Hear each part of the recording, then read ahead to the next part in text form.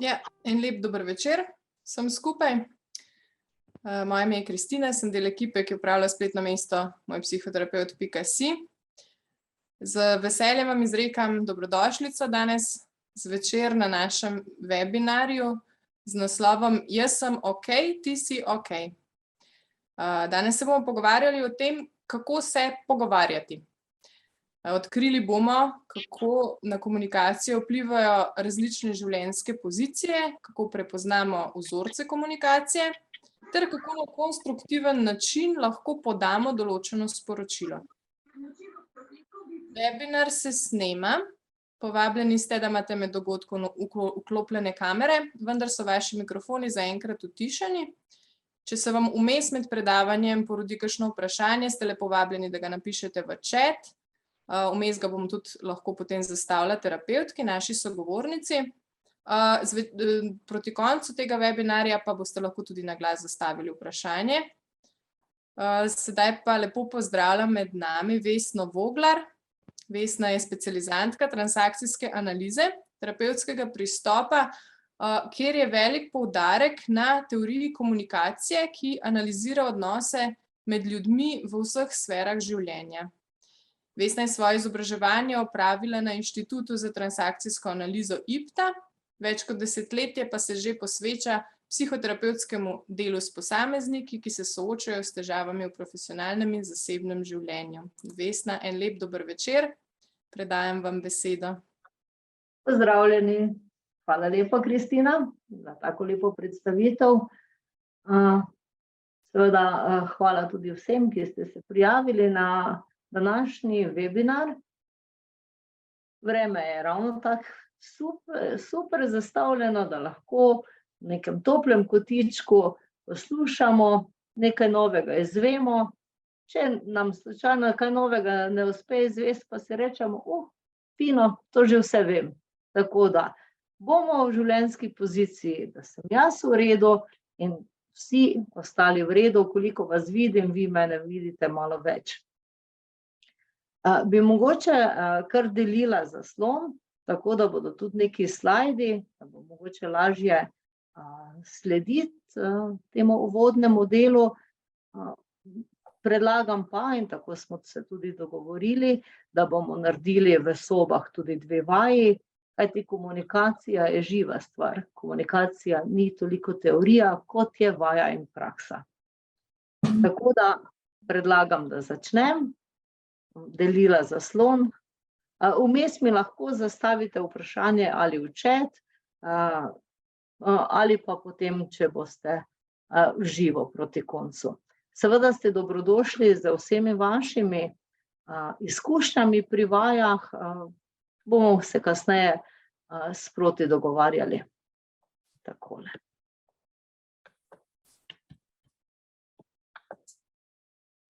Vidite? Ne še, Vesna? Ne.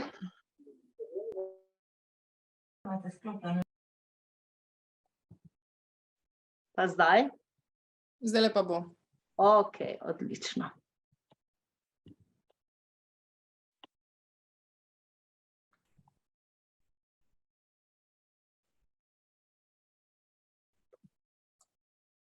Tako, današnji temeljni namen je pogovarjati se o sporočilih, o feedbacku in vaditi, kako sprejeti pohvalo in kako povedati kritiko.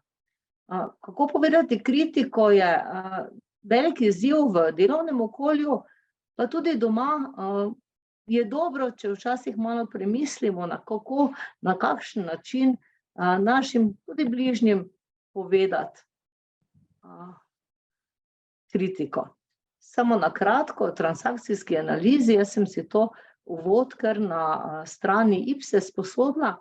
Transakcijska analiza, teorija osebnosti in predvsem del psihoterapije, ki se uporablja za doseganje osebnostne rasti. Uporabljamo jo v terapijah s posamezniki, v partnerskih odnosih, dejansko pa se je transakcijska analiza razvila pri delu v skupinah. Erik Berne kot ustanovitelj je transakcijsko analizo uporabljal pri delu s skupinami. Vesna, se opravičujem, Ja. obstalo je na prvi strani. Point. Dajte mogoče samo tale, da se predvaja. Je projekcija. Se zdaj vidi? Ne, še vedno smo na prvi strani. Okay.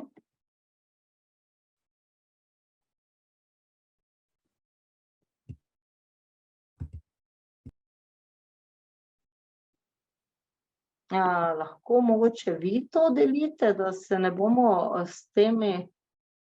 Čakajte samo sekundo.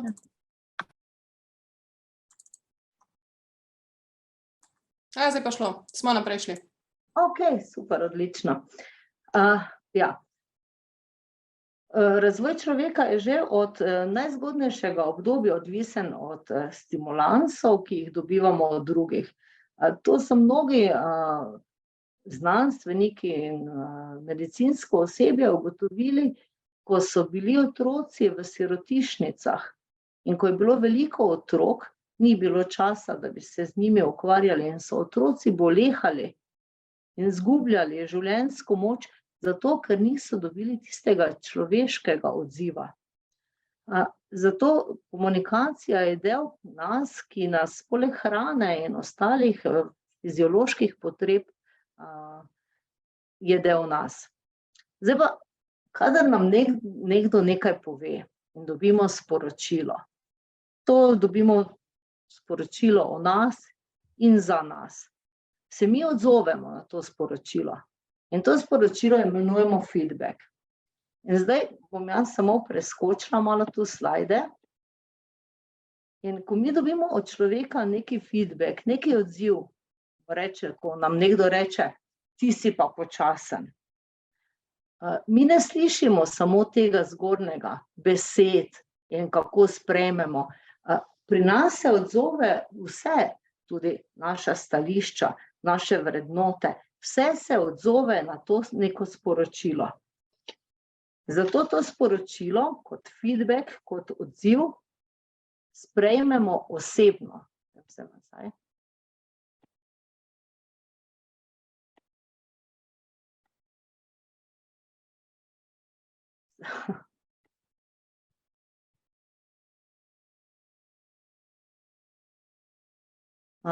In ta odziv, ki ga mi dobimo, kaj si ljudje o nas mislijo in kako nas doživljajo. Predvsem pa nam pove, kaj ljudje od nas pričakujejo. Kadar dobimo od večjih ljudi podobno povratno informacijo, na primer v službi, počasi delaš, si nezanesljiv, potem je to za nas neka informacija, da mogoče bi pa bilo treba kaj spremeniti. In v tej povezavi s feedbackom so zanimive tudi življenjske pozicije. Življenjske pozicije so v bistvu razvite v transakcijski analizi že v zgodnjih 30 letih 20. stoletja, in sicer je avtor knjige Jaz sem ok, ti si ok, Harris, opisal te temeljne pozicije, ki jih še zdaj v komunikaciji uporabljamo. Te življenjske pozicije so: jaz nisem v redu, ti si v redu. To je tale. Jaz nisem v redu, ti si v redu. To bi naj bila po mnenju Harrisa temeljna življenjska pozicija, ki se začne formirati v zgodnjih otroških letih, in sicer, ko je otrok, dojenček, nebogljen in potrebuje druge, starejše, zato da lahko zadovolji te svoje osnovne potrebe, hrana. Potem je življenjska pozicija: jaz sem v redu, vi pa niste v redu. Tretja življenjska pozicija oziroma četrta je: jaz nisem v redu, ti nisi v redu. In življenjska pozicija, na kateri želimo delati in ki je za medsebojno komunikacijo najbolj primerna, je jaz v redu, ti si v redu. Zdaj mogoče malo bolj podrobno pogledali te življenjske pozicije. Ta pozicija, jaz nisem v redu, ti si v redu, je kot temeljna, vendar se je na žalost nekako najbolj obstala in je tudi najpogostejša življenjska pozicija. To pomeni, da vidim druge, da drugi vse znajo, drugi vse zmorejo, jaz pri tem nisem v redu. Druge v bistvu poveličujemo, sebe pa pomanjšujemo. Zelo zanimiva recimo vaja, ali pa če boste tako pozorni, je, če pridete z nekom v stik in se rokujete. Zdaj, kakšen je stisk roke dveh, ki sta na poziciji, da sta oba v redu? Tako, naravnost, jaz sem v redu, čvrst stisk. Lahko se nam pa zgodi, da pridemo in nam sogovornik roko kar obrne in prepusti, dlan obrne navzgor. In nam takoj da neko moč nad njim in nam pove, ti si močnejši, tebe smatram kot močnejšo stranko. Se pa zgodi, da pridemo v situacijo, ko nam nekdo da roko in nam jo kar obrne navzdol. To pomeni, jaz sem v redu, ti si za mene manj vreden, tu sem jaz glavni. Pozicija, jaz nisem v redu, ti nisi v redu, pa nimam takih izkušenj. Pri poziciji, jaz nisem v redu, ti si v redu, velikokrat prihaja do tega, da se oseba počuti kot žrtev. Da ni vreden in se nekako v življenju velikokrat zelo prilagaja drugim. Njegove potrebe niso zadovoljene. Druga pozicija,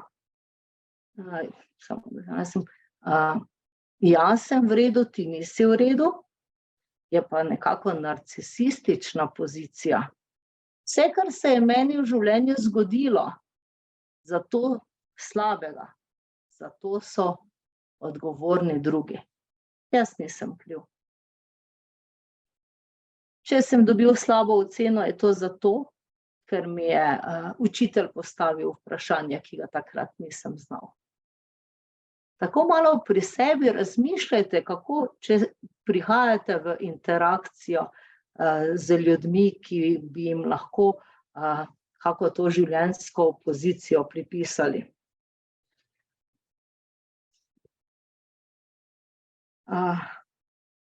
Pozicija, jaz nisem v redu, ti nisi v redu, je pozicija, ki je v bistvu najtežja. To so ljudje, ki o sebi nimajo lepega mnenja, ampak hkrati tudi ne o drugih. V bistvu, jaz sem nevreden, pa cel svet je tudi zanič. To je pozicija, ki je lahko velikokrat samomorilna, kadar pa prevlada, da tisti drugi tako niso v redu, pa tudi nasilje do drugih. In sedaj pri poziciji, jaz sem v redu, ti si v redu. To je pa pozicija, v kateri se v bistvu oba sogovornika najboljše počutita. Gre za spoštovanje sebe in do spoštovanja do drugega. In pri tem spoštovanju, ne glede na to, če smo v poziciji, jaz nisem v redu, drugi so v redu, če delamo na tem, se trudimo, da vse v komunikaciji z drugimi pridemo do te pozicije, da se to medsebojno spoštovanje lahko začuti in izvršuje. To ne pomeni, da ta človek nima težav. ta človek ima prav tako težave kot vsi ostali, ali so žrtve, ali so pa drugi krivci. Ampak s temi težavami se spopada in se iz teh nekaj naučimo. Je tu kakšno vprašanje?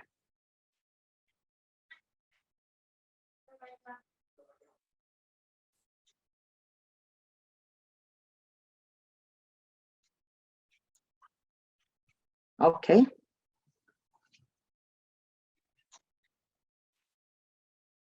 Potem bi pa mogoče šli malce še na, pa še to pri tej poziciji, jaz nisem v redu, ti nisi v redu, iz vidika terapevtov.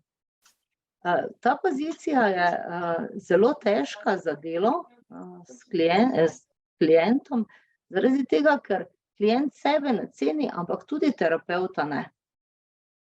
Na primer, delo z pozicijo jaz sem v redu, ti nisi v redu, je spet kar precejšnji izziv za terapevta, ker se terapevt mora pokazati, da je vreden klientu.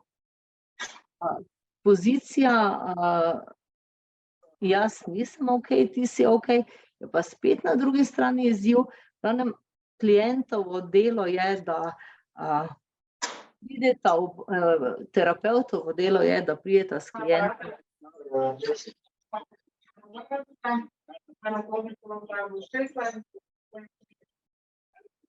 Jaz nič ne slišim. A se je nekje nekaj priklopilo? Prosimo, če lahko izklopite mikrofone. Hvala. Ok, pa gremo malce kar še k sporočilom. Katera sporočila se v medsebojnih komunikacijah uporabljajo? Lahko jih delimo na pogojna in brezpogojna. In sicer pogojna sporočila, kot pozitivno pogojno sporočilo je pohvala, nagrada. In s takim sporočilom želimo mi ojančati neko obnašanje. To pomeni, če je otrok nekaj prijazen do drugih, ga pohvalimo in to je njemu, želimo, da se tako lepo obnaša tudi vnaprej. Ali pa da je tudi naprej prijazen človek, da se lepo prijazno obnaša. Kadar pa želimo dati negativno sporočilo, pogojno pa povemo, da se ne obnaša na želen način, ampak z svojo kritiko ne govorimo, kakšen ta človek je. Govorimo samo, kako želimo, da se obnaša. To je zelo pomembno pri vzgoji otrok. Kajti, če mi otroku rečemo, hčere pa se nisi lepo vedel do svoje sestre, si jo udaril, mu povemo, to obnašanje ni v redu. Če pa mu rečemo, ti si nasilnež, pa ga kot bitje determiniramo in on s tem ne ve, a potem sem nasilnež, če mama pravi, verjetno že nekaj na tem. Tako da, ko govorimo o negativnih sporočilih, se vedno osredotočimo na obnašanje, ki ga človek lahko spremeni, sebe pa z nekim sporočilom ne bo spreminjal. Brezpogojno sporočilo se pa nanaša na osebo. To pomeni, povemo mu, kakšen je, ti si pa zelo požrtvovalen. In potem mu to povemo, da želimo, da je on vedno tak požrtvovalen in da mi to cenimo. To sem že povedala, če mi rečemo, počasen si, kaj naj zdaj s tem sporočilom si naredim? Kaj si naj mislim? Zato takih sodb o osebi, o osebnosti v komunikaciji običajno ne uporabljamo. Lahko pa rečemo tako, Danes pa si zelo počasi delal. To se lahko v delovni organizaciji ali pa tudi v domačem okolju uporablja. In potem on ve, želja je, da se moje vedenje spremeni. V komunikaciji se uporabljata predvsem sporočila pozitivna na osebo, pozitivno na obnašanje in negativno na obnašanje. Najprej smo se dotaknili pohvale oziroma pozitivnega sporočila na bitje. Kako pa sprejmemo pohvalo? Kako smo Slovenci s pohvalami?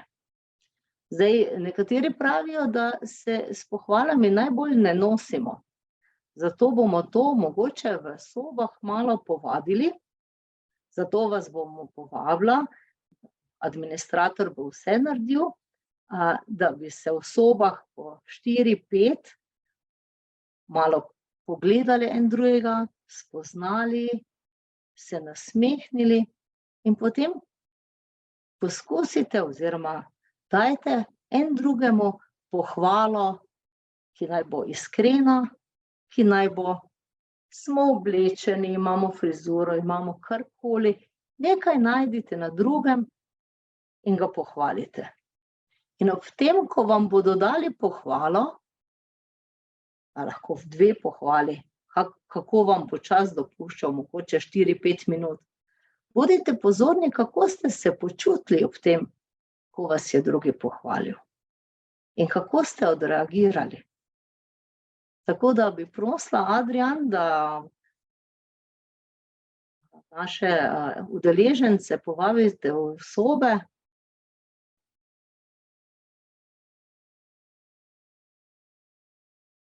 Pa se čez 4-5 minut vidimo. Tako da uživajte ob spoznavanju in ob pohvalah. Smo nazaj. Bi želel kdo deliti z nami, kakšni so bili vtisi, kakšni odzivi, kako je bilo dajati pohvalo in kako je bilo sprejemati pohvalo? Ja, izvolite, Katarina. Ja, midve sva imeli gospo Sašo in ona ni imela kamere in je bilo pa zelo težko kaj pohvaliti, ker nismo nič vedeli o njej, tako da smo se pa malo pogovorili in potem smo lahko pohvalili. No, če lahko jaz povem, Damjana.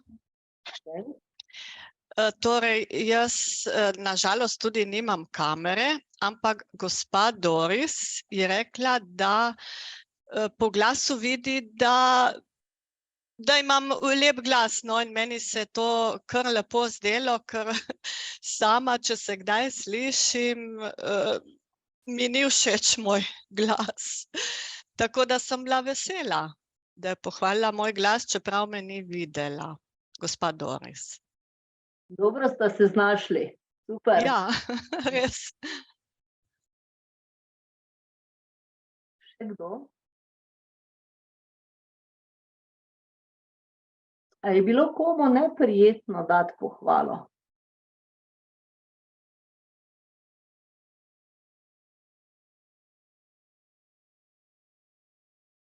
A je bilo komu neprijetno sprejeti pohvalo?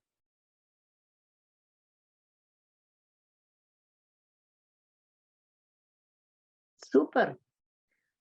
No, pri pohvalah je tako, da velikokrat naletim, koga pohvalim, ali pa tako ženske, ko si katera kupi kaj novega, pa rečemo, kakšno lepo bluzo imaš, in potem dobimo nazaj, saj to sem kupila na razprodaji, 10 evrov sem dala. Mi tisto pohvalo, tisti feedback, kar damo v nič radi. Kako sprejmemo pohvalo? Samo dobro se počutimo, tako kot je naša sogovornica rekla, če se vidimo, se nasmehnemo in zahvalimo.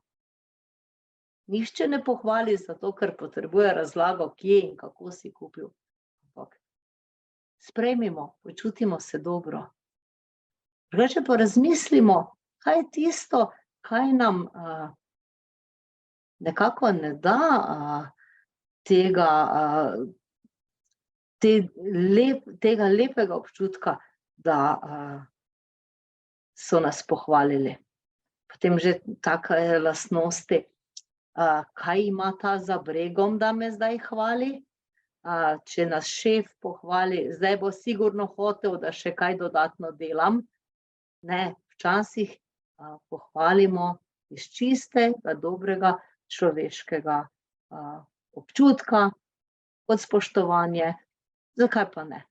Tako da tudi v slovenski vzgoji je pohvala manjkrat prisotna, kot je kritika, ko gre za vzgojo otrok. Tako da uravnotežimo, potrebna je pohvala in tudi kritika. Zdaj sem se že malo sprostila, zdaj mi bo že boljše šlo, malo me je prej trema dajala, se opravičujem, ampak zdaj sem pa že na svojem, tako da zdaj se bomo pa lotili kritike. Kritika je nekaj, s čim smo soočeni že od rane mladosti. Ne delaj tega, kako si se oblekel. V šoli imamo več kritik kot pohval. Pohvala je tista petka, ki ni vedno realno pohvala. Velikokrat nas kritika zelo zaboli. Zakaj? Zato, ker je ne razumemo, ker nam povejo na nepravilen način. Velikokrat ne povemo kritike, ker ne vemo, kako bi sploh zdaj to povedali svojemu sodelavcu, podrejenemu, včasih tudi nadrejenemu. Tako da se bomo zdaj lotili tehnik. Gre tu za tehnike, samo malo sem za te sobe malo tako zaprla, tako, za tehnike, ki se jih naučimo in za neke osnovne 4 vidike, na katere je dobro, da smo pozorni. In sicer subjektivnost. Kadar nas nekaj moti, je to nas moti. Zato imamo vso pravico povedati, mene moti. In tudi to bo tudi sogovorniku jasno, da ni zdaj to cela firma ali pa, ki ga moti, ampak ja, rečemo subjektivno. Mene moti, da pustiš skodelico neoprano in jo pustiš na mizi, ko odideš iz službe, ker meni tisti zod smrdi. Čisto banalen primer. To je naša pravica, da nas moti, in naša pravica tudi, da povemo.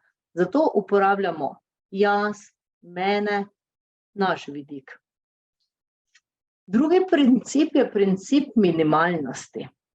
To pomeni, da ko dajemo to negativno sporočilo, damo čim manj neke energije, ker je razlika, če rečemo, mene moti, da uporabljaš osebni telefon 2 uri v službi. Ali pa rečemo, a boš zdaj že nehal s tem telefonom? Čutite razliko? Princip minimalnosti. V to naše sporočilo dajmo toliko energije, da bo drugi začutil, da to je realno sporočilo, da nas moti, vendar ne bo moteče, ker potem, če bomo mi kričali in zganjali vso dramo, verjemite, da bomo dobili kontraefekt. Ta oseba ne bo slišala, kar ji pravzaprav sploh želimo povedati. Potem sem že povedala, kot tretje, usmerjenost na obnašanje. Obnašanje je nekaj, kar lahko druga oseba spremeni. In katero čustvo je vezano na dajanje negativnih sporočil? Ponavadi to povemo, ko smo jezni. In jeza je čustvo, s katerim želimo drugemu povedati, da nas nekaj moti, da želimo, da svoje obnašanje spremeni. Obnašanje. To je nekaj, kar lahko tudi mi spremenimo, ker ne samo, da mi dajemo kritiko, mi smo tudi prejemniki kritike. In princip čim prej. To pomeni, da človeku povemo, seveda v primernem času, kaj nas moti. Če bomo mi čez 1 teden rekli, veš, zadnjič, ko si mi rekla, da nisem naredila tega in tega prejšnji teden ob 1 uri. Kje je že to? Dejansko ni niti smiselno. Povejmo čim prej, ker naš namen je tudi, da čim prej ta oseba spremeni vedenje. Zdaj pa ni pa nujno, da spremenijo vedenje. Zakaj pa povemo? Zato, ker to pa je naša pravica in mogoče prvič ne bo, drugič ne bo, tretjič pa bo oseba spremenila vedenje. To gre za lahko odnose v delovni organizaciji, v službah in za odnose doma. Ko otrok 4. pusti brisačo na tleh, smo že malo obupani in upamo, da 5. bo pobrano in v košu za perilo.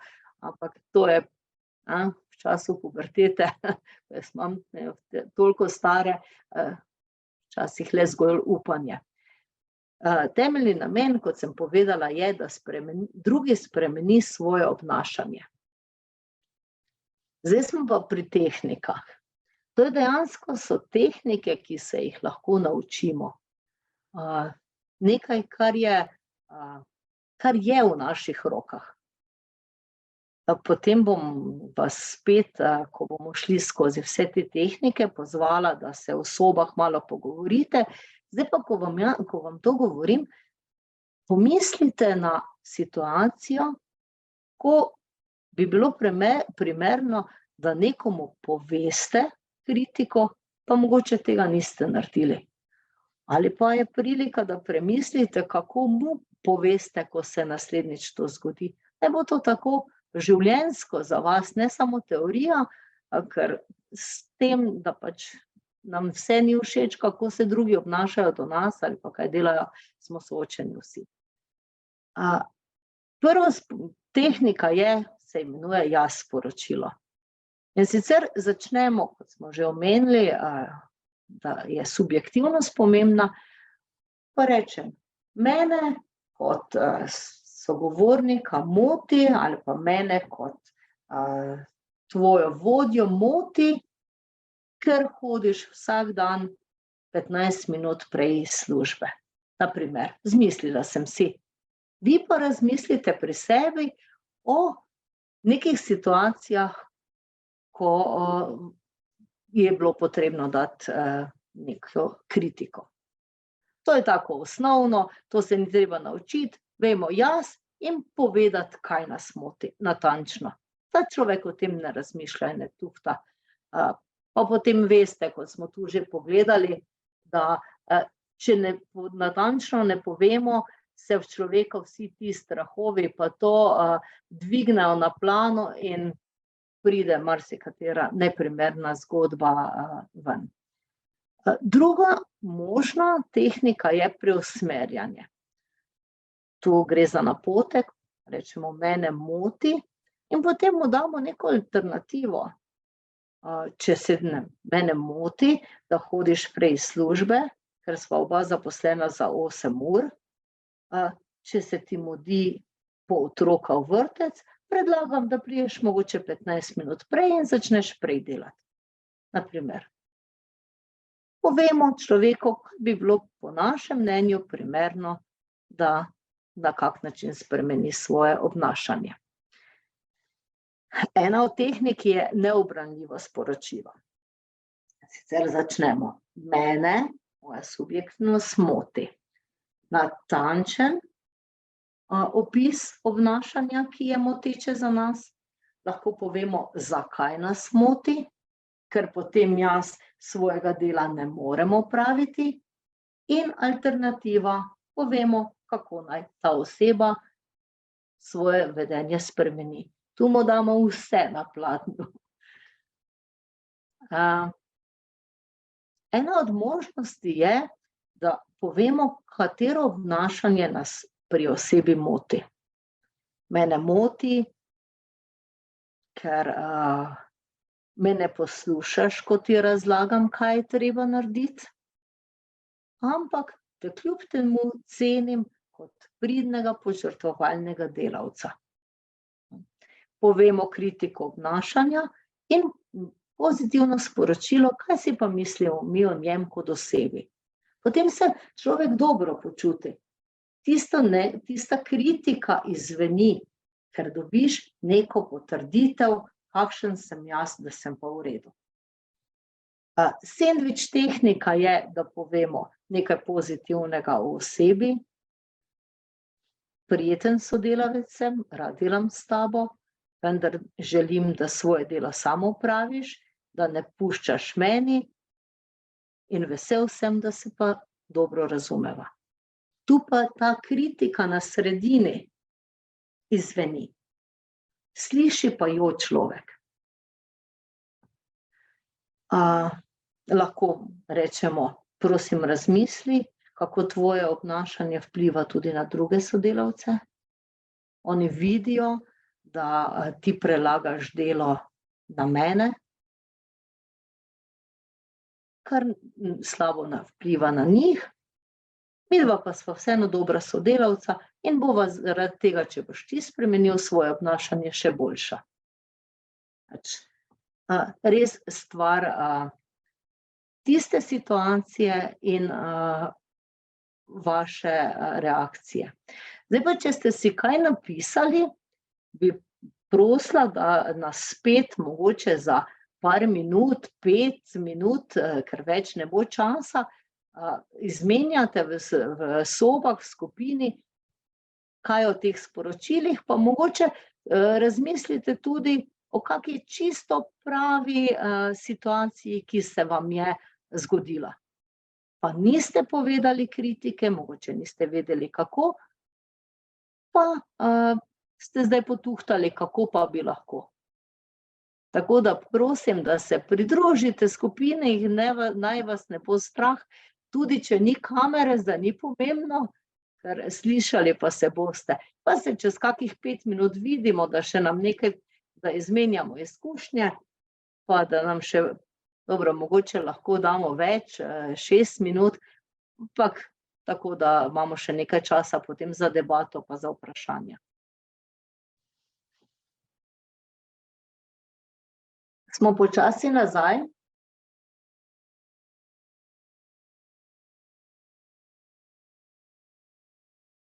Bi želel kdo deliti z nami svoje izkušnje?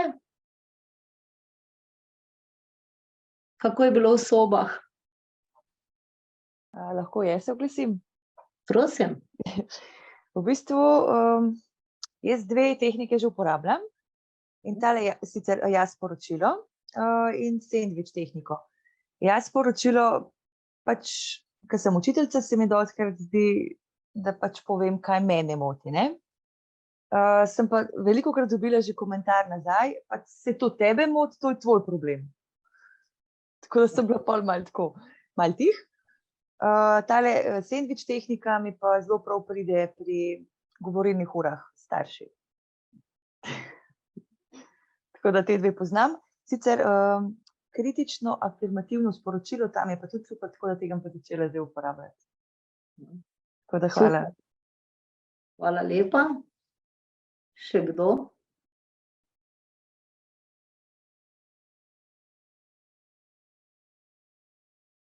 Ste se spomnili na kakšen primer, ko bi bilo na mestu, da bi dali kritiko, pa mogoče ta tehnika ni bila pri roki, pa niste želeli kar direktno povedati?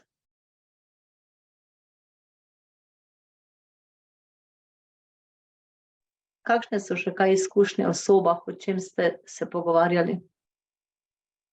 Ja, če smem jaz mislim, sama osebno imam težavo pri tem, ker dolgo časa melim, kako, na kakšen način bi povedala, ker od malega me spremlja komentarji v smislu, si toliko občutljiva, toliko hitro reagiraš, toliko si, nam rekla malenkostna, ampak pač senzibilna na marsikaj. In moram reči, da sem se zaprla dosti vase, oziroma dlje razmišljam, preden da bi impulzivno sproti to čistila, ker me skrbi, kako bojo to sprejeli, da ne bom zopet jaz nazaj dobila kritiko, da sem jaz preobčutljiva, zato ker jaz izražam svoje potrebe ali mnenje, ki je itak subjektivno. Hkrati pa to, kar sem tudi v skupini delila, ko rečejo, ljudi ne moreš spreminjati. Ne? In zdaj s tem, ko pa jaz izražam svojo željo po spremembi obnašanja, pa jaz že smatram, da spreminjam človeka. Hvala. Hvala lepa. Še kakšen odziv? Okay. No, potem se bomo pa lotili še tega, tako kot je gospa Mateja povedala, ja, tudi mi dobimo kritiko. Kaj pa potem? Tako kot je gospa Mateja povedala, ja, to je naša subjektivni odziv in do tega imamo pravico. V nekem odnosu, jaz sem v redu, ti si v redu, imam to pravico. Ne ti meni, jaz sem v redu, ti pa nisi v redu, ker me kritiziraš. Ne, Mateja, vi ste v redu, oni drugi je v redu kot človek. Obnašanje pa je nekaj. Tako da, ne, tu so pa tiste življenjske pozicije. Postavite se, ne, jaz sem v redu. Ne glede na to, kaj mi ti nazaj rečeš. Malo povežemo, kaj smo slišali. Ja, in sedaj smo mi tisti, ko dobimo kritiko. Ja, tudi mi, vsi ga kaj userjamo. In kako sprejmemo negativno sporočilo?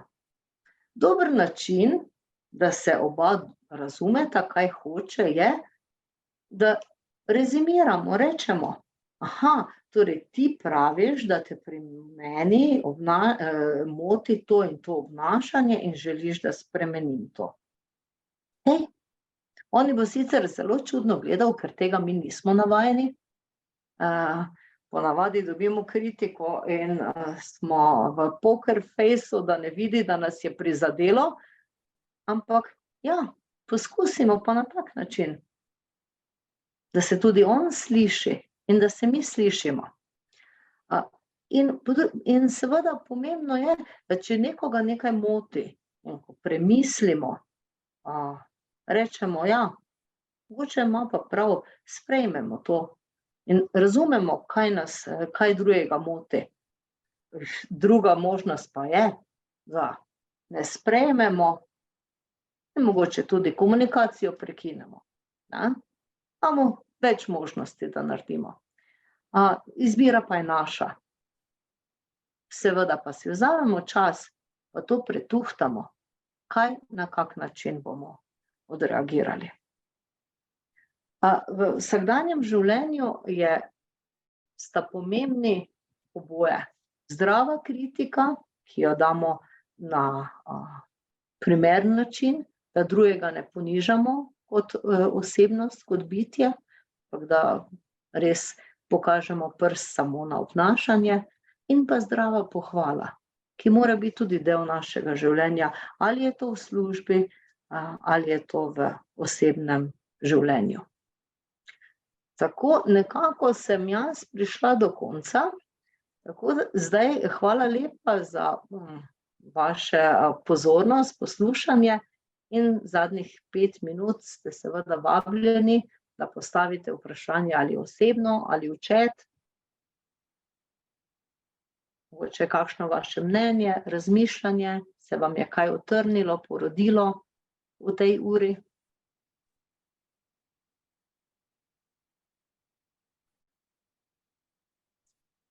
Vesna, hvala z moje strani in strani ekipe Moj psihoterapevt za vaše poučno predavanje.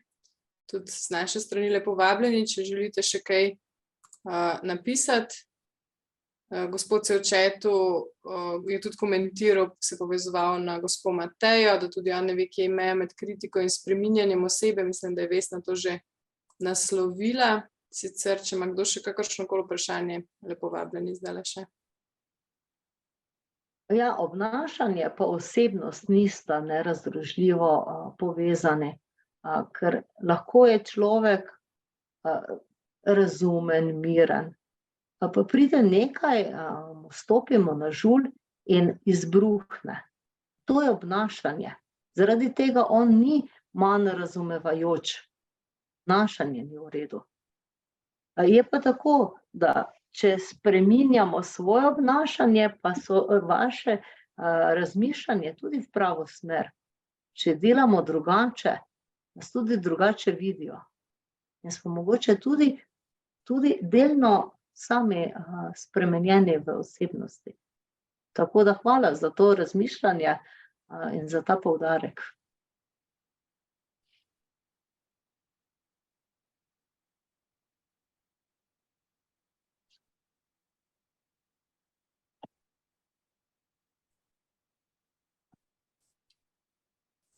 Ker ne vidim nobenih vprašanj.